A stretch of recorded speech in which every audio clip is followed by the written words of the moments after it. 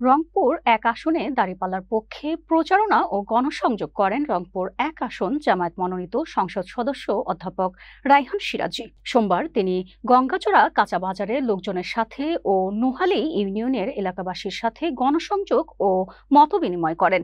স্থানীয় নেতাকর্মী ও সাধারণ মানুষের স্বতঃস্ফূর্ত ভালোবাসা পান অধ্যাপক রায়হান সিরাজি।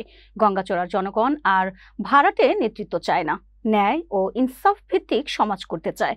জাতীয় সংসদ নির্বাচনে ত্যাগী ও পরিশ্রমী নেতাকে জনগণের ভাগ্য উন্নয়নের দায়িত্ব নিতে হবে। এ সময় উপজেলা আমির নায়েবুজ্জামান ও সেক্রেটারি সাইফুল ইসলাম শিবির সহ বিভিন্ন ইউনিয়ন উপজেলা পর্যায়ের নেতাকর্মীরা উপস্থিত ছিলেন।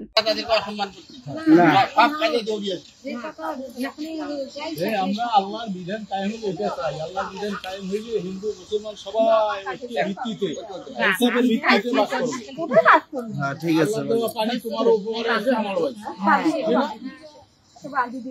আমাদের তো সম্প্রীতি আজকাল না, ওই মাঝে একটা বাড়িতে আগুন লাগে, হিন্দু মুসলমান সবাই দৌড়াবো, কার বাড়িতে আগুন লাগছে এটা চিন্তা করি, এটাই আমাদের ভালোবাসা।